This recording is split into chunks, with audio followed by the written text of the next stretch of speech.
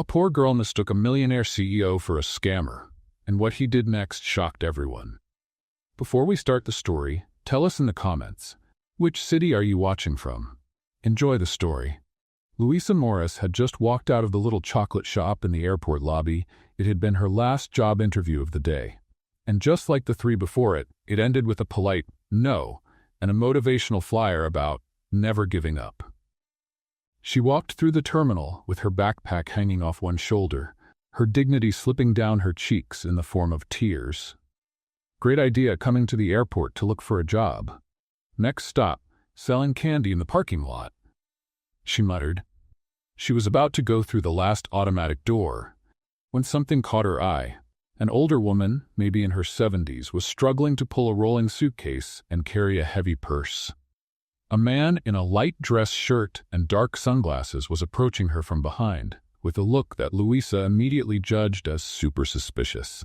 He leaned slightly forward and reached for her bag. She acted on instinct. "Hey, let go of her, you crook!" she shouted, swinging her backpack like it was a secret weapon. Before the man could react, Louisa slammed the bag into his back with all her strength. "Ow, what are you doing, you crazy lady?" he yelled, stumbling forward and grabbing his ribs. "Scammer! You're trying to rob this lady. I saw you! Someone call security."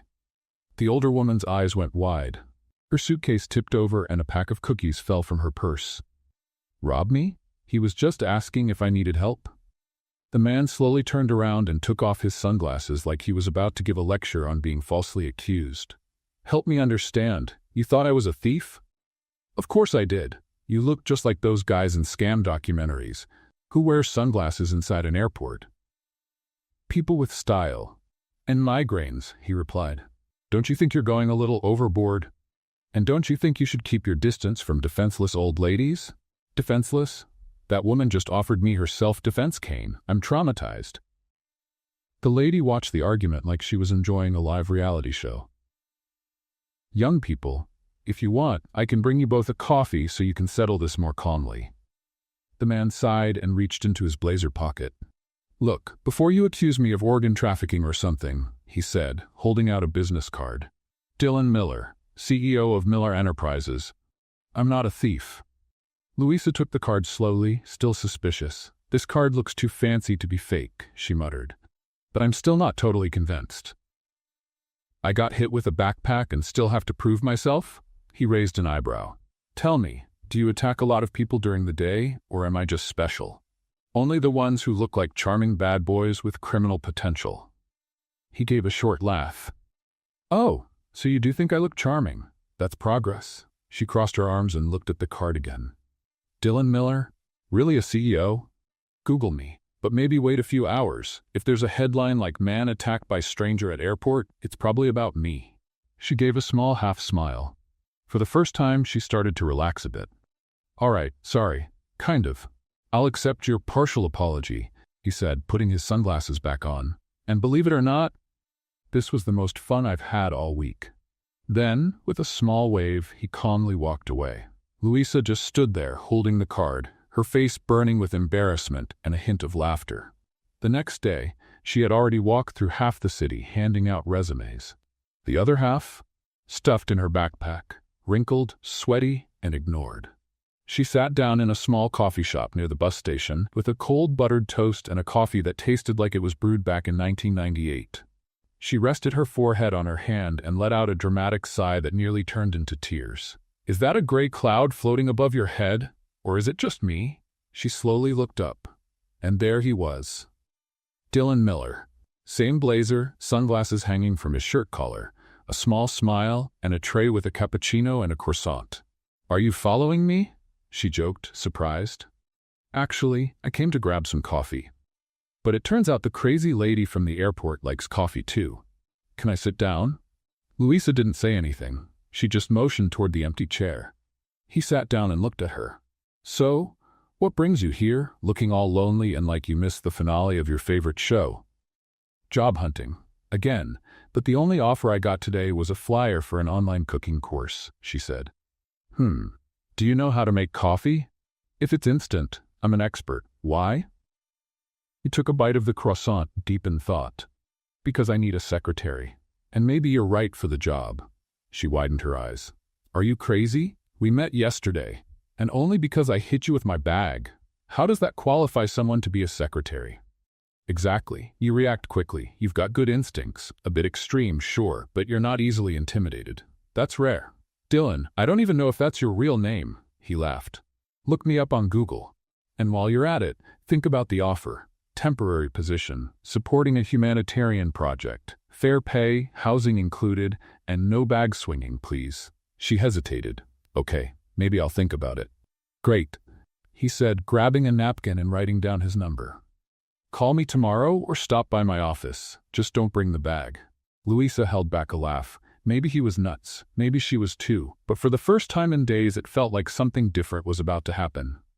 The next day, Dylan's scribbled number was still in Louisa's bag. She'd barely slept, her mind racing.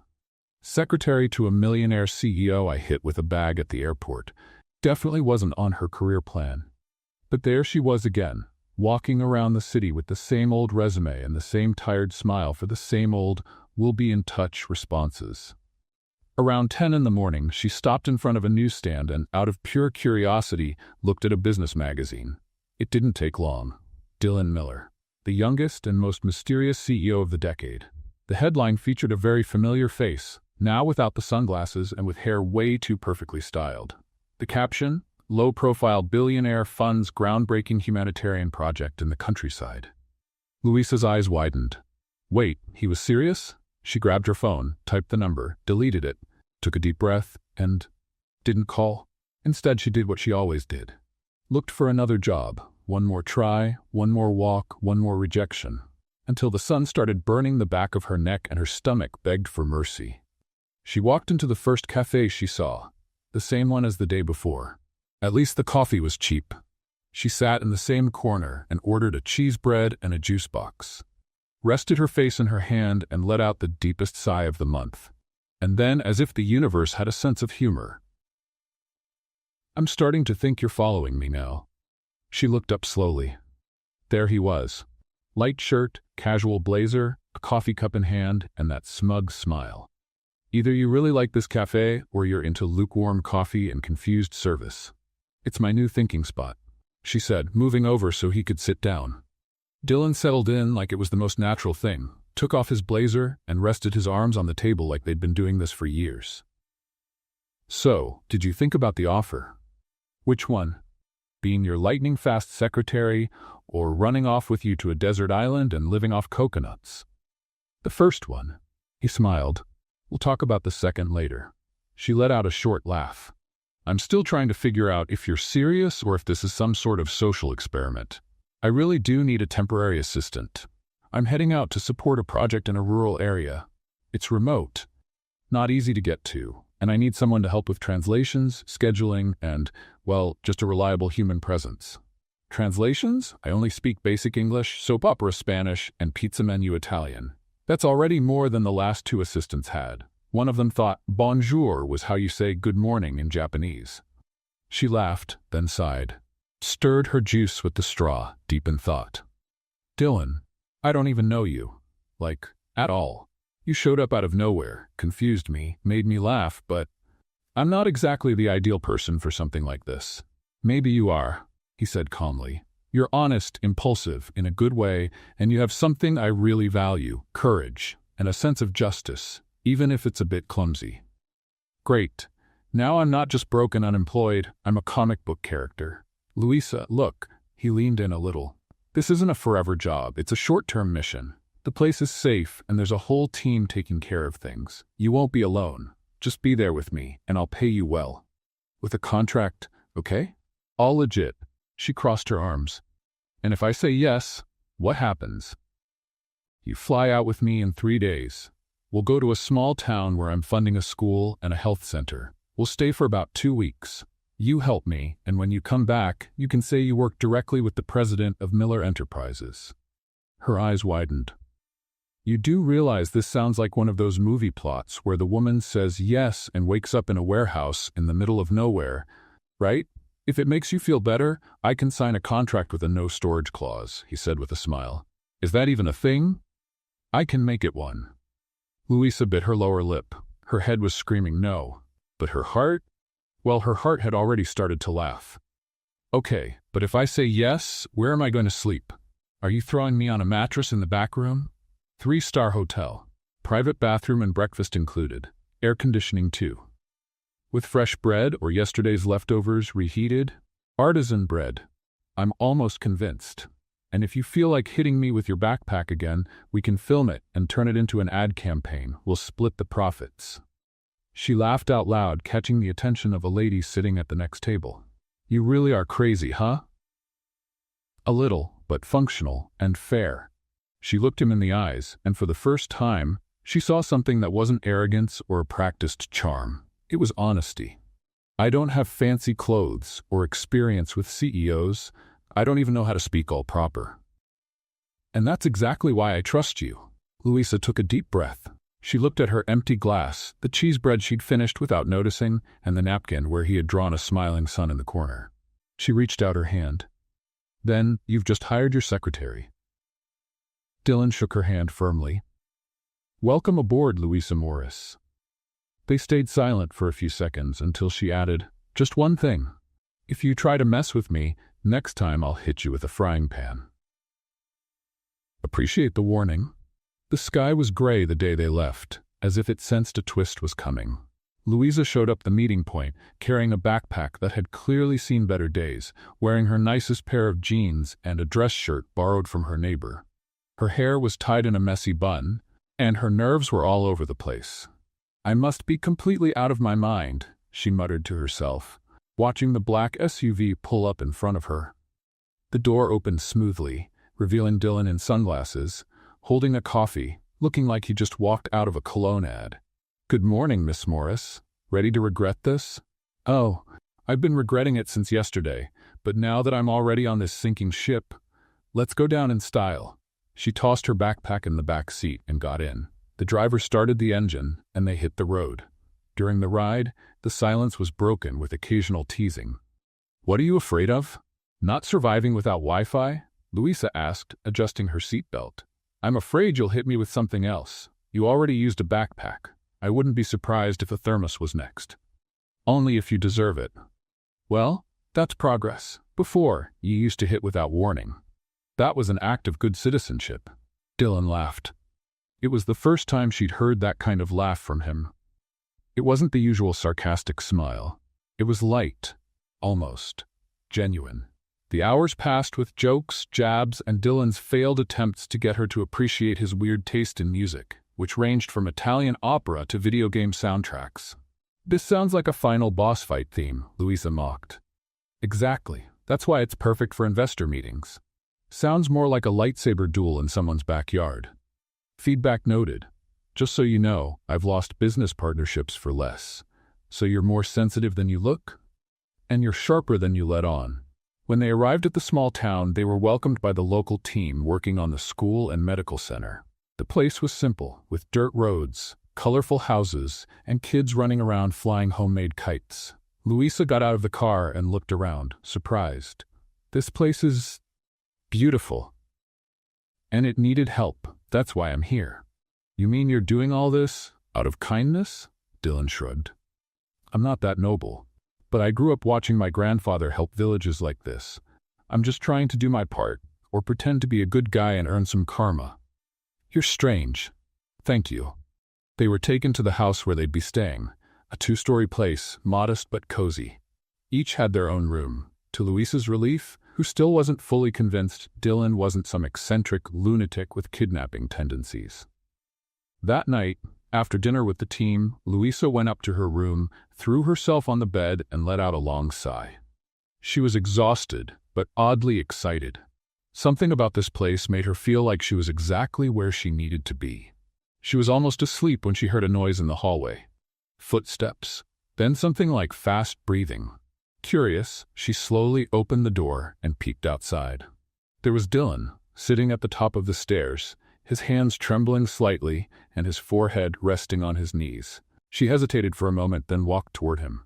Hey, are you okay? He slowly looked up. There was no charm there, no sarcasm, just exhaustion. And something else? Fear? Yeah. I just need some air. Sometimes I get hit with something like this. Louisa sat beside him, quietly. "Want me to get you some water?" "No. Just stay here." So she did, without asking anything, just stayed. After a few minutes, he turned slightly and said, "When I was a kid, my older brother died. In a place kind of like this, we were working on a project with my grandfather. A silly accident, an expired medicine. No one knew what to do. It happened fast." Louisa stayed quiet. That explained a lot. His reserved way, the obsessive need to control everything to keep things perfect. "Is that why you decided to come back to these places?" she asked softly. "Partly. I wanted to fix what I couldn't back then. Even if it's too late now." She gently leaned her shoulder against his, a light, almost unintentional gesture. He didn't pull away. "You're not alone in this." He slowly turned to face her. His eyes were red, but still steady. "You're kinder than you let on, Louisa. And you're more fragile than you like to admit." Was that a compliment? That was a tie. He gave a faint smile. "Thanks for staying. I just figured if you fell down the stairs, I'd be the one stuck carrying you. Always so sweet, you. I do my best." They stayed there in silence, watching the dark sky through the hallway window. For the first time in a long while, Louisa didn't feel like she was just surviving. She felt like she was living. And Dylan? Well, he was starting to realize that the girl who once called him a con man at the airport might be the only person who could truly see him. Not the image the world had shaped for him. That morning the sun peeked shyly through the clouds, casting golden tones over the clay rooftops and twisted trees of the village. Louisa woke up before her alarm. Not out of anxiety, but because she'd slept better than she expected. For the first time in weeks, she'd had a light dream, a distant childhood, free from bills or job interviews. She walked down the stairs quietly, trying not to make a sound. In the kitchen, she found a local man making coffee in an iron kettle and whistling an unfamiliar tune. She greeted him with a nod and a smile before stepping out the side door. Outside, the air was fresh, and the silence felt almost sacred. Children were playing in the distance, and a group of women washed clothes by the stream. Louisa walked toward the small trail leading to the cultivation field where locals cared for medicinal herbs. It was her first task of the day, to join the team's biologist, Mrs. Celia, in collecting and sorting plants for the new care center. But Dylan showed up before she reached the gate. "Up early?" he asked, appearing out of nowhere like a ghost in a slightly wrinkled blazer. "I'm poor. I'm used to waking up early and going to bed late," she said, pretending to be serious. "Unlike CEOs who wake up to classical music and coffee brought in by butlers. I don't sleep much, and my Alexa still can't make coffee.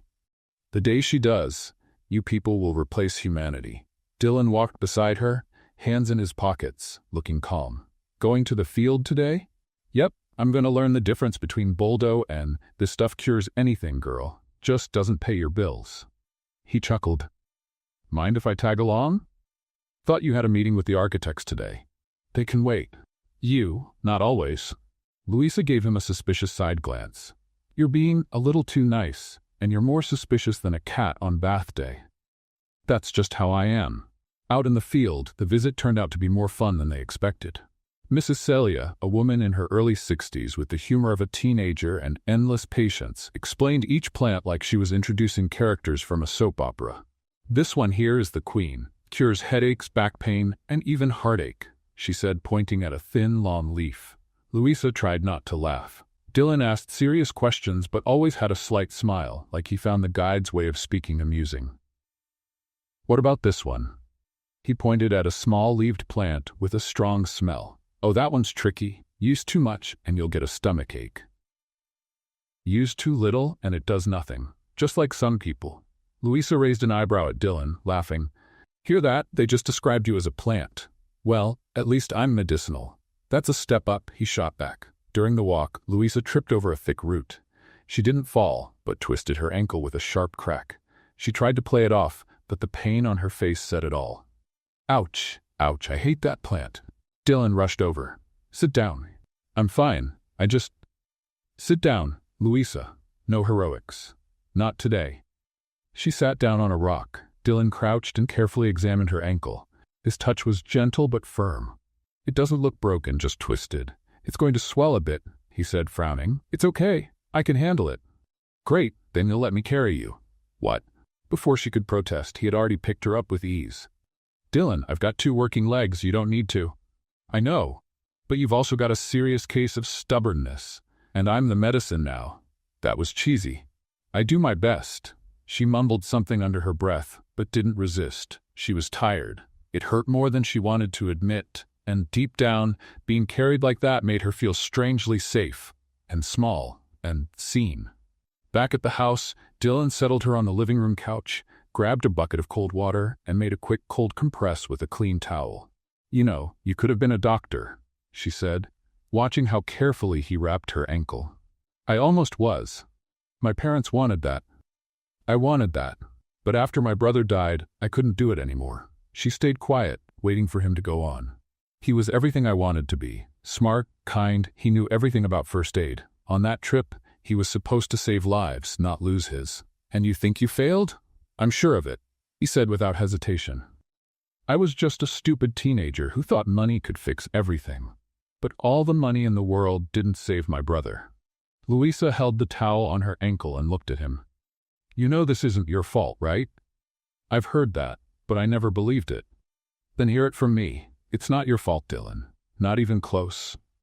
Your heart was in the right place, and now you're here, trying to fix the world with schools, doctors, food, time. That means so much more.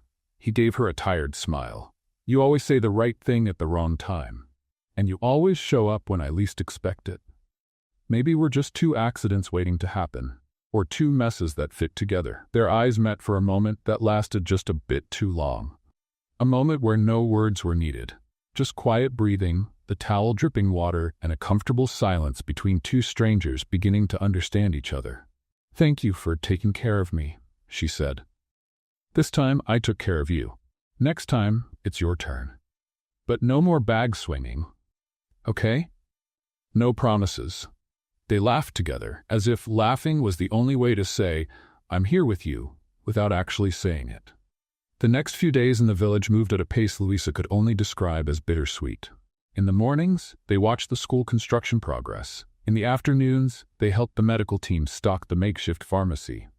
At night, sometimes, Louisa and Dylan sat on the porch steps, sharing stories about their very different lives. Hers, simple and full of everyday challenges. His, grand and weighed down by responsibilities few could see.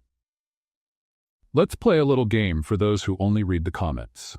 Type Coquelet in the comments. Only those who made it this far will understand. Now, let's continue the story. Even though teasing had become their main way of communicating, it was clear they were growing closer, and it was also clear that the peace wouldn't last. On a hot Wednesday afternoon, the village was celebrating.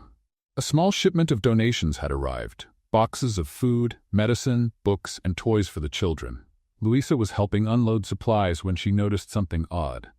One of the local coordinators, a woman named Clara Ribeiro, always smiling and just a bit too observant, approached Dylan with a concerned expression. Mr. Miller, could we talk for a minute? Dylan nodded, serious, and followed her to the shade of a nearby tree. Louisa, carrying a box of toys, couldn't help but glance sideways. Not that she was nosy, of course, just observant. The conversation looked tense. Clara was gesturing a lot, and Dylan stood with his arms crossed, listening without interrupting. Suddenly, Clara discreetly pointed at Louisa. Louisa's stomach dropped. Dylan frowned, said something in a low voice. Clara insisted. Louisa forced a smile and kept stacking boxes, but her senses were on full alert. A few minutes later, Dylan walked over, his expression unreadable. Can we talk? The world seemed to slow down, she said. Trying to sound relaxed, he guided her to a quiet spot away from everyone. I was told that some of the donation money is missing. He started, straight to the point. And what does that have to do with me? Louisa shot back, eyes wide. They said you received the last shipment, and that you were alone with the supplies for a while before the inventory was done. Louisa felt her face flush. Are you accusing me? I'm not accusing, Dylan said quickly. I need to ask. I need to know. The words hit like a punch. All that time, Louisa had let herself believe he really saw her, that he trusted her. But there he was, hesitating, doubting. She took a step back, her chest tight. You know what's funny? Her voice cracked, but she didn't back down. You met me while I was hitting you with a backpack because I thought you were robbing an old lady. And even then, you laughed. You offered me a job. You brought me here. And now that someone points a finger at me, you stop and look at me like I'm this? Louisa, No, Dylan, I get it. She grabbed her backpack, the old one, the first witness to their story, and without looking back started walking down the dirt road toward the small town. Dylan just stood there, watching her go, not knowing what to say, not knowing how to fix something that maybe shouldn't have been broken in the first place. The walk back felt much longer without Dylan around. Every step weighed like she was carrying a bag full of invisible stones. Louisa tried to convince herself it didn't hurt, that it was just another disappointment in a long line of many. But she knew that wasn't true. Once she reached town, she found a cheap room for the night and the next day started looking for tickets to head home. Meanwhile, back in the village, Dylan started digging quietly. Something didn't add up. He checked records, talked to the volunteers, reviewed the makeshift security camera footage, and little by little, the truth came out. The coordinator, Clara Ribeiro, had been siphoning funds for months, and when she noticed Dylan getting too close to the locals, too observant, she used Louisa as a scapegoat. The realization hit him like a thunderclap. Dylan felt sick to his stomach. He had doubted Louisa, right when she needed him the most, when she deserved it the least.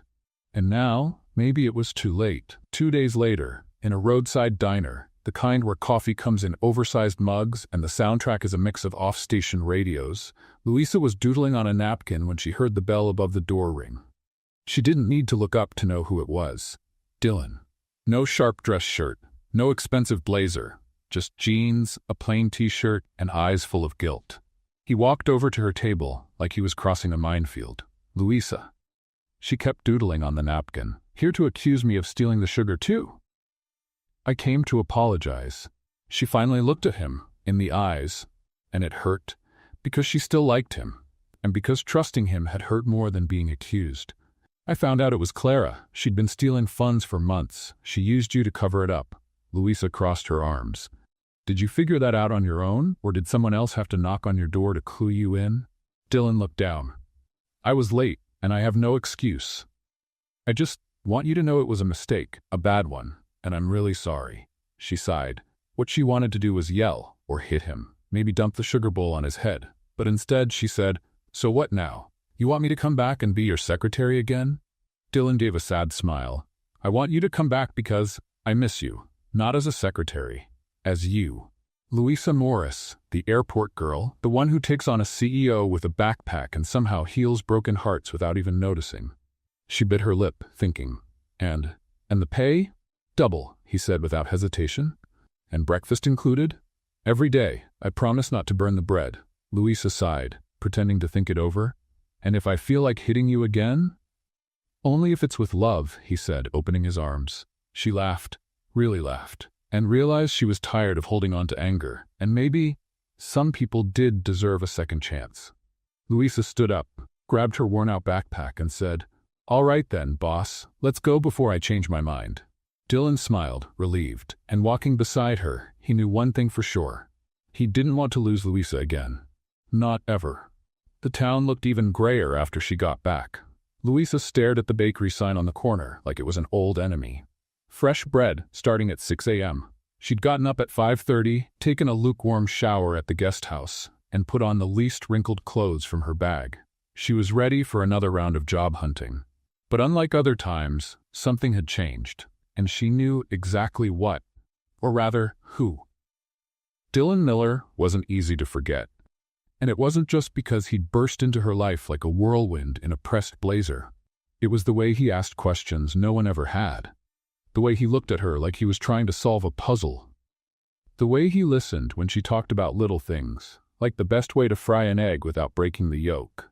Louisa sighed, and then, without thinking, she stepped into the bakery. She bought a coffee and a roll. Then she hit the street, backpack on her shoulders, folder of resumes in hand, and that old mantra in her head. One more day, one more try. After hours of walking, handing out papers, and hearing different versions of the classic, "We'll get back to you," Louisa sat down in a park. The concrete bench was cold and uncomfortable. But she didn't even notice. She pulled out her phone, stared at the screen for a moment, and scrolled through her photo gallery. There was one Dylan had secretly taken, her, holding a child in her lap, laughing as the little girl decorated her with banana leaves. Cheesy, she mumbled, but she didn't have the heart to delete it. She turned off the phone and just watched people come and go. An older man feeding pigeons, a woman arguing on the phone, a boy trying to fly a kite with no wind. Life went on, without her. Later, she decided to go into a new cafe that looked cheap enough for what she had left in her wallet. She ordered a cheese bread, a coffee, and sat at the last table by the window. She watched the street through the glass, the world moving at a pace that felt completely different from hers. And then, as if the universe insisted on placing them in the same scene, he showed up. Dylan, no blazer, no attitude, just a gray t-shirt, jeans, and sneakers that had clearly seen better days. He looked ordinary, almost normal. Louisa saw him before he saw her. She thought about hiding behind the menu, about leaving, about pretending to be someone else. But she couldn't. He saw her, stopped for a second, and smiled. A small, slightly nervous smile, like someone who knows they're stepping into unfamiliar territory. "Hi," he said, approaching carefully. "Do you follow cafes around, or is this some kind of movie coincidence?" "Coincidence. But can I sit?" She hesitated, then nodded. "There's cheese bread, but the coffee's weak. I'm not here for the coffee." He sat down slowly, as if she might change her mind at any second. "So you're back in town?" "Yeah." "And you?" "Came to take care of a few things. Get a little lost, maybe. Getting lost is easy around here. Finding a good job, not so much." He gave a half smile. "I figured you'd be working again by now." "I am, actively being ignored." They were quiet for a few seconds. Then Dylan said, "I missed you, you know?" She didn't answer. He went on, "When you left, the village felt different. The place, the people, even me. You don't seem like the kind of guy who misses anyone." "Maybe not. But you're not just anyone." Louisa looked away toward the street. There was a lump in her throat she didn't want to admit. "So is that why you came? To say you missed me?" "Not just that." He pulled a folded paper from his pocket and laid it on the table. "What's this?" "A map of a new project in the mountains. More remote, more complicated, but important. And I want you to come with me." Louisa looked at him. "You're asking me on another mission?" "It's not just a mission, it's an offer." She raised an eyebrow. "An offer?" "I want you to be my partner on this project, officially. Not as a secretary or an assistant. I want you to think with me, plan, build. I want you as my ally." That sounds like a lot of responsibility and not much pay. Same pay as always, but now with emotional bonus. She let out a short laugh. "Dylan, why me?" "Because you see what no one else sees, because you don't treat me like a CEO, because you make me laugh, and because, since you left, everything feels dull." She looked at him, long and deep, like someone searching for cracks in the words. "What if I say no? I'll wait a little longer. Then I'll show up at another cafe, and another, until you say yes. And if I say yes, I'll bring cheese bread every day, and you can pick the soundtrack for the trip." She smiled. "Even if it's country pop?" "Now you're really testing my generosity." They both laughed. The tension started to melt like sugar in coffee. Louisa picked up the paper, unfolded it, and studied the map. "It's far. Very. It's risky. Quite a bit. And you're not even sure it'll work." "Not at all." She folded the paper and put it in her bag. "When do we leave?" Dylan smiled like a boy who just got an unexpected gift. "Tomorrow, if you're ready." "I was born ready. Just took a few years of stumbling to realize it." He looked at her like he wanted to say something more, like he had something long held inside. But he held back. "Thank you for trusting me again. Don't push it. It's trust in installments. With interest, high ones." The next day, Dylan showed up at the guest house door with a rental car, a big backpack and a crooked smile. "Ready?" "Never. But let's go." During the trip, the scenery began to change. From the busy city to open fields, dirt roads, and finally, mountains. Tall, green, majestic mountains. "This place looks like something out of a book," she said, gazing out the window. "And it's about to become a new chapter." "Feeling philosophical today, huh?" "That's your fault. Mine? You make me deeper and more sarcastic." A perfect combo. They arrived at the village near sunset. The air was fresh, and the silence was broken only by birds and the sound of a distant waterfall. They were greeted by a small local team and taken to a simple wooden house with 2 bedrooms and a porch facing the sunset. "So?" Dylan asked as she explored the place. "I like it. Smells like a challenge. An old coffee. But we can fix that." That night they sat on the porch, blankets over their shoulders and mugs in their hands. "Louisa?" "Huh?" "Why did you say yes?" She thought for a moment. "Because I'm tired of chasing things that don't exist. And you." She turned to face him. "You're not perfect, but you're real. And I trust that. I trust you." Dylan smiled. Then in a softer voice, "What if I told you this project was just an excuse? For what?" "To be with you." Louisa stayed silent, then answered with a gentle smile, "Then let's make it worth it." And there, on that wooden porch, surrounded by quiet mountains and a sky full of stars, the two of them began something new. Not a plan, not a contract, but something rarer, a silent promise that what they found in each other mattered more than any deal on paper. Waking up to the sounds of nature was a rare privilege for Louisa. For a moment, when she opened her eyes and saw the rustic wooden ceiling of their new place, she forgot they were in the middle of a humanitarian project in the mountains. She almost thought she was on vacation until she heard a quick knock on the door. "Louisa, you awake?" It was Dylan.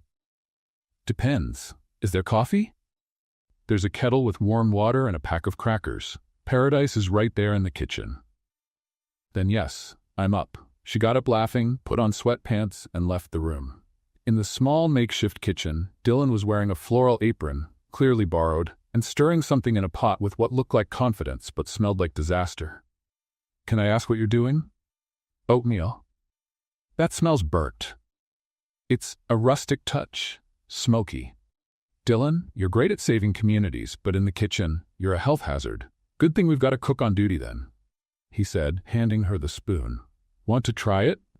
Louisa looked at the spoon like it might be toxic, then chuckled and accepted the challenge. Tasty," she said, swallowing hard. "Tastes like childhood, abandoned." Dylan laughed, rinsing the spoon. "Okay, we'll call this a symbolic breakfast. The real food comes when the volunteers get here." After eating what they could and laughing just enough, they headed to the new construction site, a school made of wood and stone on what used to be an overgrown lot.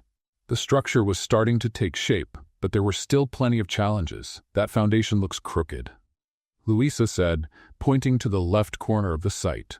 "If it rains hard, this'll sink." "I noticed too. I called the engineer to recheck the numbers." "That's great, boss," she teased. "Learning to delegate.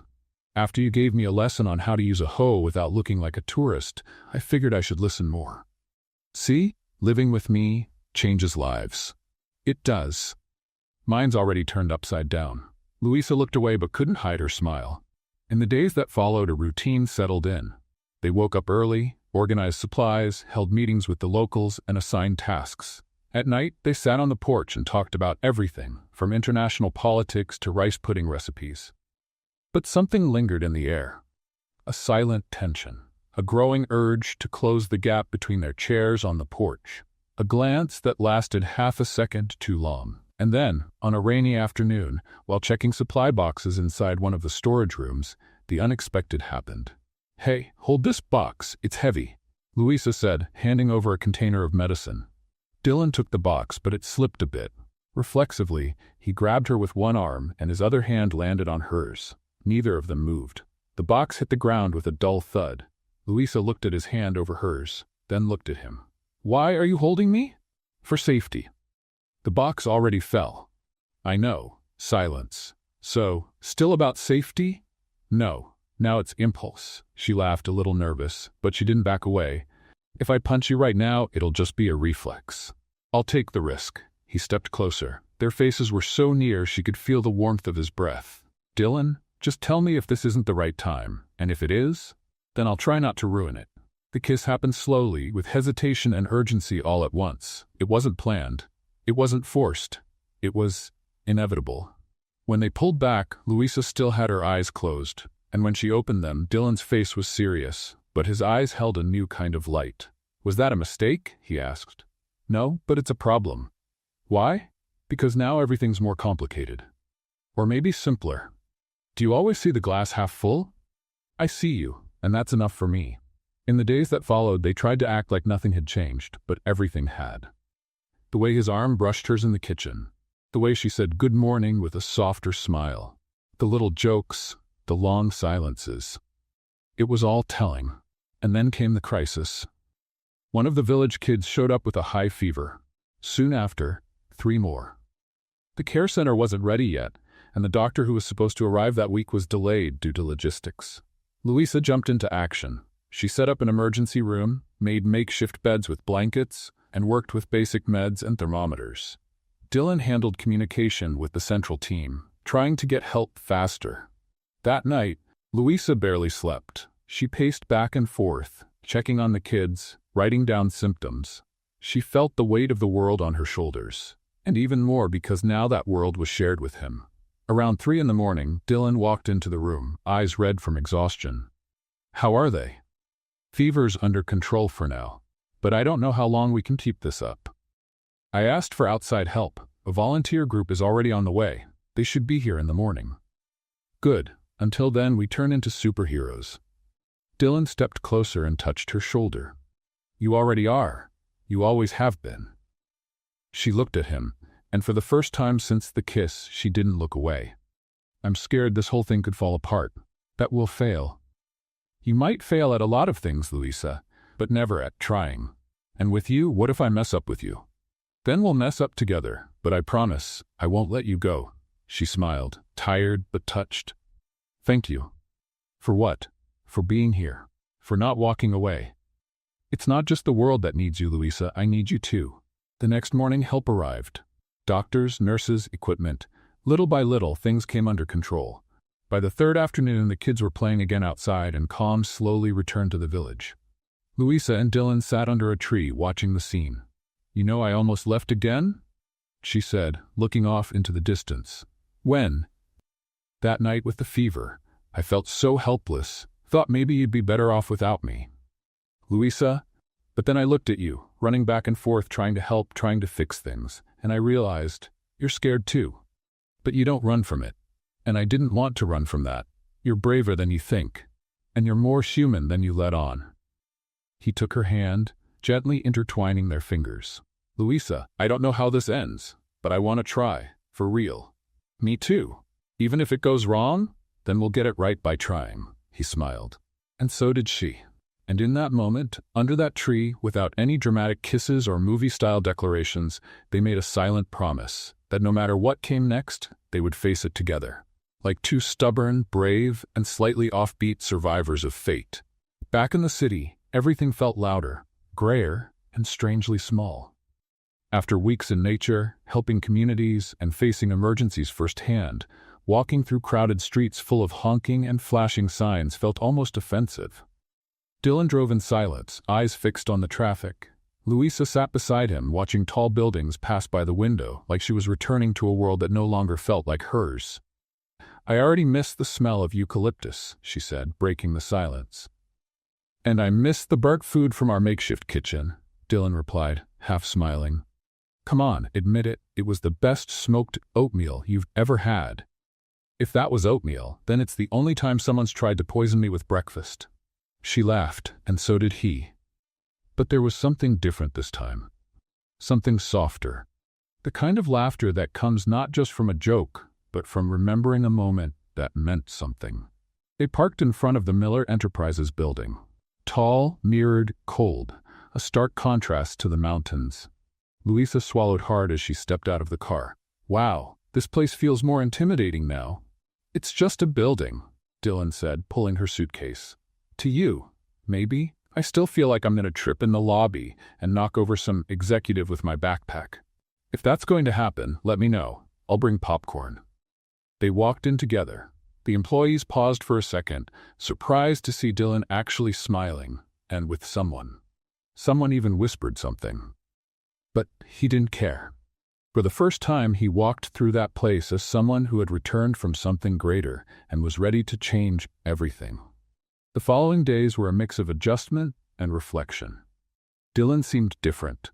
Meetings kept happening, emails piled up, but there was something different in his pace. The cold, calculated, straightforward CEO was still there, but now he took pauses, he listened. His silences were longer, and his answers less automatic. Louisa noticed. and so did the staff. "What happened to the boss?" one of the assistants whispered in the hallway. "He even asked how my weekend was." "Maybe he's running a fever?" another joked. "No, he's in love." Louisa pretended not to hear, but it was impossible to ignore. She herself had come back changed. Before, she carried a resume like a sign that said, "Please accept me." Now, she carried stories, small scars on her ankle, a confidence that didn't come from diplomas, but from surviving, from showing up. She didn't have an official title yet. Dylan kept saying she was free to create her own. But for now, she just wanted to watch, understand, see up close what he did and how she could do it better. One Wednesday afternoon, while organizing reports in the small, bright office Dylan had given her, Louisa heard a knock at the door. "Are you busy?" he asked, holding a glass of juice. "Always, but I multitask. Come in." He walked in and sat in the guest chair like a client. "I wanted to show you something," he said, pulling an envelope out of his backpack. She raised an eyebrow. "You carry a backpack now?" "Side effect of spending time with backpackers," he said, handing over the envelope. Inside were a few papers and an architectural sketch. "What's this?" "A new project." "But personal."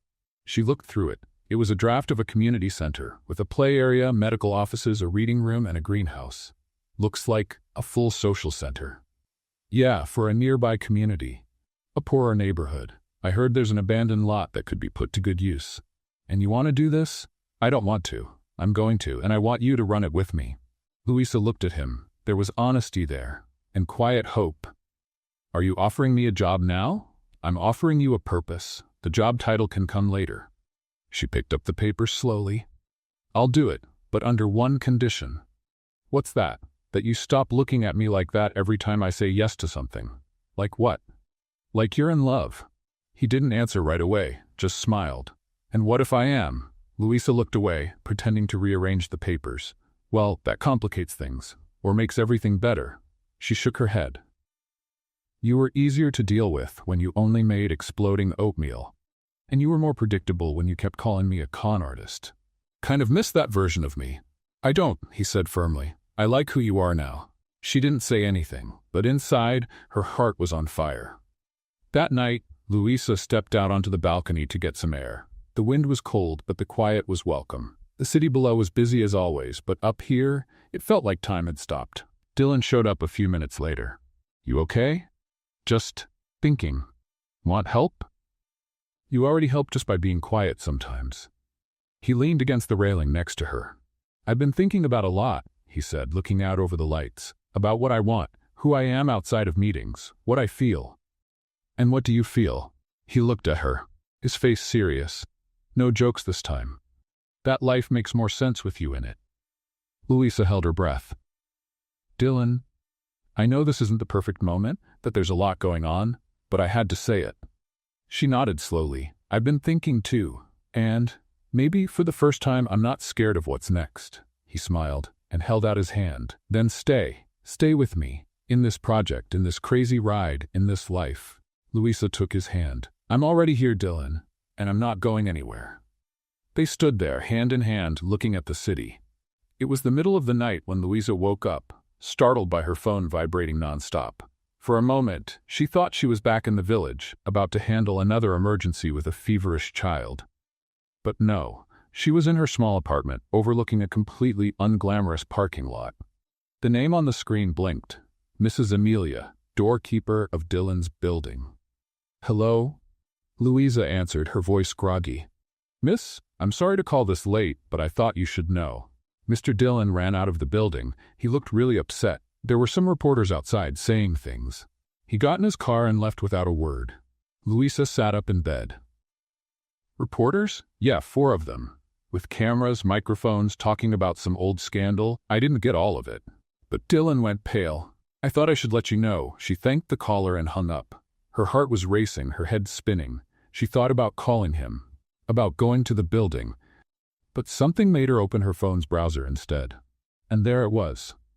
Old scandal resurfaces. CEO Dylan Miller, accused of covering up failures in humanitarian projects funded by his company. Leaked documents reveal the truth. Louisa read in silence. Every word felt like a stab. According to the article, a project funded by Miller Enterprises years ago had serious flaws in the construction of a medical center. There were records of harmed patients, even one death due to medical negligence. The documents suggested the company had known about the risks and chose to keep them quiet. She knew this had happened before Dylan became CEO, but did he know? Had he chosen to stay silent? Her hands were shaking, her head was spinning. Memories of the village, the laughter, the promises made at the foot of the mountains, all tangled up with a fresh wave of doubt. Hours later, now morning, Louisa went to Miller Enterprises headquarters. The atmosphere in the building was tense, with people in impromptu meetings and reporters camped outside. Upstairs, she found Dylan's personal assistant, visibly shaken. He left before dawn. Didn't say where he was going, just told me to cancel everything. Louisa thanked her and walked into his office. It was empty, but there was an envelope on the desk with her name handwritten on it. Heart pounding, she opened it. Louisa, when I met you, I thought you'd be the most unpredictable part of my life. Now I realize you're the most steady part. Before this story grows any bigger, I need to step away. Not out of fear, but because this isn't about me. It's about the projects we still have to complete, about the people who need them to continue. If I stay, the media will turn this into a circus. If I disappear for a few days, maybe they'll focus on what truly matters. I didn't want to leave without saying something. But I also couldn't look you in the eye knowing I was letting you down. I'll be back soon. And when I return, if you're still here, I promise I'll tell you everything, Dylan. Louisa sat in his chair and read the letter 4 times. The words felt honest, but honesty sometimes wasn't enough, and she knew that better than anyone. In the days that followed, Dylan vanished. No emails, no messages. Louisa tried to carry on with the work. The community center was still a priority. But there were too many gaps. Gaps no one else seemed to notice, only her. The walls might have been standing, the plans underway, but inside, everything felt quietly incomplete. That's when she decided to look for the only person who might know where Dylan was, his grandfather, Mr. Benjamin Miller. She had briefly met him at an event, a refined, straightforward man with the kind of gaze that sees through lies. She found a number, made a call, and arranged a meeting. "You've got courage," Benjamin said as she arrived. "No one from the press tried to call me, but you came here in person. I'm not here as a journalist. I came as someone who cares about your grandson." They were sitting in a quiet garden behind an old mansion. Benjamin served tea, the kind of man who kept his manners even in a crisis. "Did he tell you about the 2015 project?" the gentleman asked. "No. But I read about it, and he disappeared before he could explain." Benjamin sighed. Back then, Dylan wasn't CEO, he was just an intern, sticking his nose where it didn't belong. When the problem started, he tried to report it, but the board shut it down. He was pushed aside. "When I took over the company from my son, I brought Dylan back, and he became the man you know." So he tried to stop it, and failed. And he's been carrying that ever since. The guilt, the helplessness, the thought that he should have done more. He doesn't disappear out of shame. He hides because he's afraid of letting down the few people who truly believe in him. Louisa felt a lump in her throat. "Do you know where he is now?" "I do, but I won't tell you." Her eyes widened. "Why not?" "Because if you truly want to find him, you'll know where to look. Because only someone who really understands him knows where he runs when everything falls apart." She left angry, and with a heavy feeling in her chest that only kept growing. She stayed up all night, turning over memories in her mind. She remembered the day Dylan had that breakdown on the stairs, back in the village. The place where he said he felt closest to his brother. The smell of wet earth, the mountains, the twisted trees. And then, she realized, the road. The same road that led to the village where it all began. The next morning, she got in a car and drove for hours. The path was familiar, but her anxiety made everything feel new and uncertain. By the time she finally reached the village, the sun was already beginning to slip behind the hills. And there he was, sitting on the porch of the school under construction, hair messy, beard unshaven, his expression lost in the distance. She got out of the car without saying a word, just walked toward him. He saw her, stood up, but didn't move. "So this is where you come to hide?" she said, her voice trembling. "This is where I remember who I want to be," he replied. I read your letter. And you came anyway? She nodded. You should have told me everything sooner. I know, but I was afraid. Afraid of losing you. Louisa took a step closer. We only lose what we leave behind, and I'm here. Doesn't that mean something? He looked at her like he was seeing light after days in the dark. I still want you in this with me, even when everything feels like it's falling apart. Then stop running. Face it with me. He held out his hand. Can you forgive me? She took it. Only if you promise that next time you run away, you take me with you. They laughed, and he pulled her into a tight hug, strong, real. The sky above the village was cloudy, but Louisa felt something light in her chest. Since finding Dylan again on that porch, the two of them had started walking side by side once more, with no rush, no promises, but with something stronger than words, a quiet choice to stay. Let's have a little fun with those who only read the comments. Type coffee in the comments. Only those who got this far will understand. Now let's keep going with the story. That morning, after a quick breakfast of leftover bread and butter softened by the sun, they went out for a walk. Just a walk. As if the whole world could wait a few more hours. You know what I realized? Dylan said, kicking a little stone along the dirt road. That you don't know how to make coffee? Louisa teased, smiling. I already knew that. I'm talking about something else. About me. Oh, then it's serious. Go ahead. I've always chased the idea of being someone important. The successful CEO, the responsible grandson, the guy who fixes everything. But with you, I don't need to be any of that. Just an ordinary guy with dirty sneakers. Just someone who can listen and laugh at himself. Someone who can mess up and still be accepted. Louisa walked in silence for a few steps. Then she replied, I realized something about me too. What is it? That I always felt like I had to prove something to the world. That being poor, simple, without a fancy degree, put me behind everyone else. But when I walked into that village with you, I saw that I didn't need to race. I was already on the right path. Dylan stopped, turned to face her. You're stronger than you think, and you're more vulnerable than you show. Maybe that's why we work, or maybe it's just luck. They laughed, and for a few moments everything felt right. Back in the city, a week later, life picked up again, but with new energy. Dylan returned to leading projects with a different view, more collaborative, more aware. Louisa now had a title, Social Impact Coordinator. Sounds important, she said when she saw her new badge. It is, because you are, Dylan replied, handing her a mug that read, Chief of Reality. But not everything was celebration. One Friday night, while they were sorting through papers in her office, Dylan got a call from his grandfather. I need you to go to Germany for a few days, Benjamin said over the phone. There's a conference with our European partners, and you're the only one who can convince the board that the company is still trustworthy. Dylan turned to Louisa. My grandfather wants me to go right away. It'd be 4-5 days at most. She nodded. Of course, go. I was thinking of taking you with me. She looked at him. Germany? I barely speak English. What would I even do there? Be yourself, and that's enough to keep me sane. Louisa smiled, but then grew serious. Dylan, I don't know. We just found our way back to each other. And you know I'm still trying to find my place here. Going to another country right now feels like too big of a step. He nodded slowly. I understand, really. Go. Do what you need to do, and when you come back, we'll pick up where we left off. Promise? Only if you promise to come back. He came closer, holding her hands. I promise. Dylan left 2 days later. At the airport, their goodbye kiss was long, silent, and full of promises neither of them dared to say out loud. Louisa went back home with the strange feeling that a part of her had boarded that plane. During the first 2 days, they messaged each other constantly.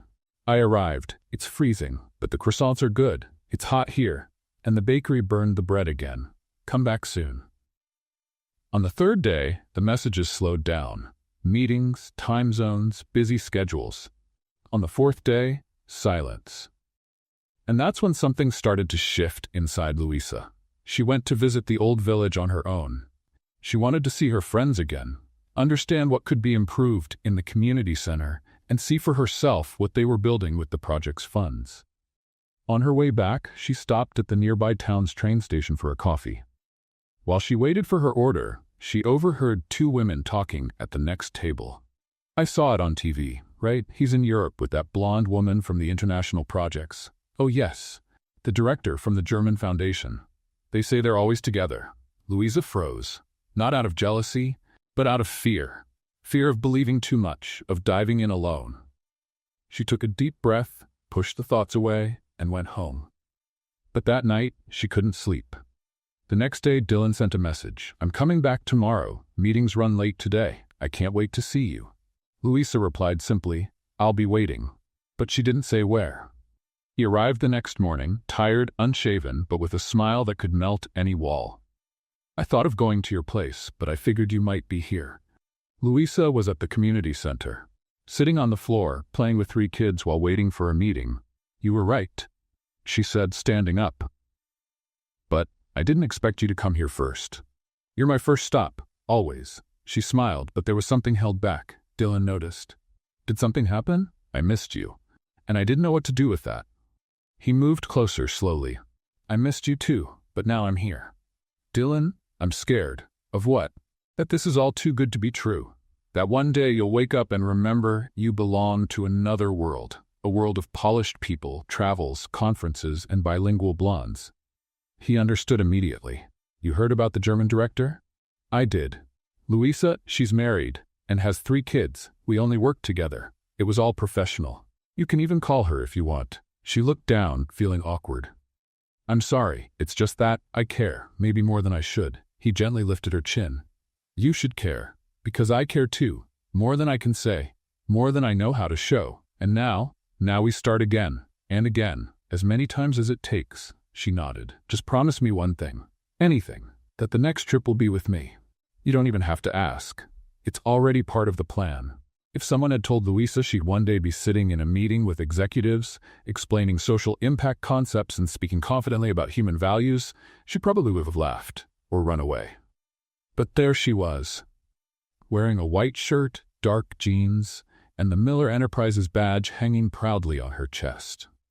Next to her, Dylan, focused, but with that little smile every time she spoke. "Our goal isn't just to build buildings, it's to build belonging. Places that bring dignity, where people feel seen," Louisa said firmly, in front of a table full of board members. One of them, an older man with round glasses and a French accent, nodded. "This is more than strategy, it's purpose," Louisa smiled, and Dylan, without saying a word, gently held her hand under the table. Later, in the elevator, she leaned against the wall and let out a breath. "Was it awful?" she asked. "It was perfect." Dylan answered, "You were made for this. I was made to carry heavy backpacks and chase down scammers, and ended up changing the direction of my life. So keep going. Sometimes it still feels unreal, you know? What does? All of this, us, the projects, the feelings. Louisa, none of this is unreal. It's what we built. Brick by brick, word by word." She looked at him. "And what about what we're still gonna build?" Dylan smiled, but didn't answer. Not yet. The following week, they decided to take a break from the corporate chaos. They went back to the village where it all began. The project was running well, the school was open, the medical center was active, and the children happy. It felt like coming home. One afternoon, they walked up the hill where they had talked for the first time under the clear sky. "This is where I truly saw you for the first time," Dylan said. "And it's also where you made me cry for the first time," Louisa replied with a hint of humor. "I made you cry? When you doubted me. I pretended it was fine, but inside, it felt like an earthquake." Dylan lowered his eyes. "I still regret that." "Good, that makes you more human, and you make me want to be better." They sat on the same rock where she had once rested her twisted ankle. "Do you remember?" she asked. "I do. I wanted to carry you everywhere after that." "Well, now I walk on my own," she said, smiling. "And still, I want to walk beside you." She looked at him. "Dylan, is this a speech? A confession? Or are you just being dramatic again?" He reached into his pocket and pulled out a small wooden box, hand-carved. Louisa froze. "Is that what I think it is?" He opened the box. Inside, a ring with a small detail carved into it. The flower she loved, the one they'd found together in the village's medicinal garden. "I thought about making a big gesture, but then I realized our story didn't start with anything fancy. It started with honesty, with stumbles, with courage, with a backpack and a misunderstanding." She laughed, tears already welling in her eyes. So I ask you, Louisa Morris, will you keep building this thing called love with me? She bit her lip, trying not to cry. Only if we build it with strong bricks. No patchwork jobs. Reinforced bricks, I promise. Then yes, I accept. He slipped the ring onto her finger, and the kiss that followed wasn't just sealing a promise. It was the celebration of two paths crossing in the most unexpected way. The wedding happened months later. No big show. Just friends, the village, volunteers, and the children as flower girls and ring bearers. Louisa wore a simple dress that seemed made of breeze. Dylan wore white, both barefoot, standing in the grass. During the vows, she said, "When I met you, I thought you were a con artist. And in a way, you were. You stole my peace, my quiet, and then my heart." Everyone laughed, Dylan most of all. He replied, "When I met you, I thought you were a mess. And I was right. But you were also the most beautiful and brave mess I'd ever seen. And in that mess, I found my place in the world." They kissed to applause, flower petals, and the warm smiles of those who had witnessed not just a union, but a transformation. The wedding was simple, but every detail held truth. After the ceremony, while friends still danced under yellow lights strung between old trees, Louisa and Dylan slipped away. They climbed the small hill, hand in hand, laughing, breathless, as if escaping into a world that finally felt right. At the top they stopped, still catching their breath. "I don't know if you've noticed," Dylan said with a crooked smile, "but I just married the woman who once hit me with a backpack at the airport. And I married the arrogant CEO who thought kindness was a luxury. Hey, I was a rough diamond, you polished me." She laughed, and the sound was proof that their love had moved beyond a twist of fate and become a choice. "Did you know that day when you showed up at the cafe I had already given up?" "Given up on what?" "On myself. On trying. On believing someone like you could exist." Dylan took her hands, looking into her eyes with that calm way only she knew. "And that same day, I'd just been told I was a good investor, but a lousy human being. They said I had zero ability to connect with people. And then you showed up. With that courage, that stubbornness, that chaos, and I knew that even without knowing it, I was being rescued." She sighed, resting her head against his chest. "And now? Now, Louisa, I just want to live it all with you. Every project, every sleepless night, every mistake and every win. With you. Only with you." The days after the wedding brought far more work than rest, but also more love than any honeymoon could offer. The weeks passed quickly. Between community meetings, food deliveries, planning new education centers, and honest talks on the porch, the two of them were building something more than a routine. They were building a life. And then, one evening, Louisa waited for him in the kitchen. She was nervous. Not the kind of nervous that comes from fear, but from knowing something big was about to change everything. Dylan walked in with a wrinkled shirt, messy hair, and tired eyes. "Hey, love. What a day," he began, but stopped when he saw her nervous smile. "Hey, will you sit with me?" "Of course. You've got that look. Did something happen?" Louisa took a white envelope from her pocket and silently handed it to him. Dylan opened it. It was a test result. He took a few seconds to react. "Is this?" She nodded, eyes brimming. "Yes, we're going to be 3. Dylan stayed quiet for a moment. Then he got up, walked around the table, and hugged her tightly, his face buried in her neck. "I thought my heart couldn't hold any more love. But now it's overflowing." "I'm scared," she admitted softly. "Me too. But it's the good kind of fear. The kind you feel when you're about to live the greatest love of your life." They stayed like that for a while, just breathing together, already forming their first moment as a family. Louisa's pregnancy wasn't full of glamour or Instagram posts, but it was beautiful. At every ultrasound, Dylan got emotional. Every time the baby kicked, he talked to her belly like their daughter could already understand. "Did you know your dad used to be a boring CEO before you came along?" "She doesn't need to know that," Louisa would joke. "She needs to know you changed me, and now she's going to change both of us." When they found out it was a girl, Louisa made a suggestion. "How about Clara?" "Clara," he repeated, testing the sound. "Clara, yes. Clara like the sky we saw on that hill. Clara like the courage we had to stay together. Clara liked you." In the last week of her pregnancy, Louisa had a very specific wish. She wanted to return to the village. She wanted their daughter to be born where it all began. "Don't ask me why. I just feel like it has to be there." Dylan didn't question it. He took care of everything, talked to the doctors, put together a support plan, and prepared their old house in the village. "It's going to be okay," he said, holding her hand during the trip. "Even if I yell at you, especially if you yell, that's how I'll know we're doing this right." Clara was born on a sunny morning with the windows wide open and the scent of fresh grass filling the room. Louisa cried. Dylan cried. The nurse cried. When he held his daughter for the first time, his hands were shaking. "Hi, little one. It's me, the guy your mom thought was trying to rob an old lady at the airport. But actually, I was just waiting for you." Clara, eyes closed and face calm, seemed to be listening. Louisa watched from the bed, her heart full. "You're going to be a wonderful father," she said, "only because I have you to guide me." He sat down at the edge of the bed and pressed his forehead to hers.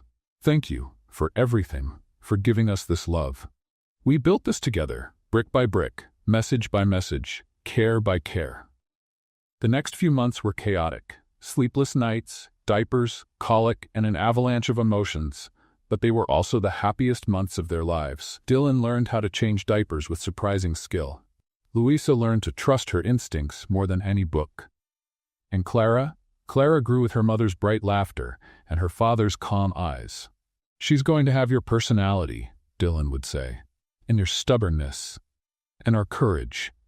We're each other's biggest adventure, and now, our best creation." One late afternoon, sitting on the porch of the village house, Clara sleeping in Dylan's arms and Louisa resting her head on his shoulder, the world felt at peace. "Remember when you said you were a mistake?" she asked quietly. "I was a necessary mistake. No, you were the plot twist I didn't know I needed, and you were the lucky break I didn't know I deserved." She kissed him gently. "I love you, Dylan. I love you, Louisa, and I love everything we built, even the hard parts, even the chaos, especially because of the chaos. Because it's in the chaos that we find out who really wants to stay." They looked at each other. Then they looked at Clara, sleeping peacefully, as if the world was too light to worry about. And it was, because now her world was made of love. From a mother who learned to love herself by being loved.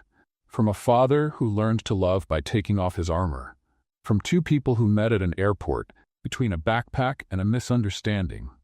And who now, there on that porch, were three. An unlikely trio, but absolutely perfect. What did you think of Dylan and Louisa's story? Leave your thoughts in the comments. On a scale from 0 to 10, how would you rate this story? Subscribe to the channel and turn on notifications to follow all our stories, and make sure to check out more touching stories by clicking right here on the screen.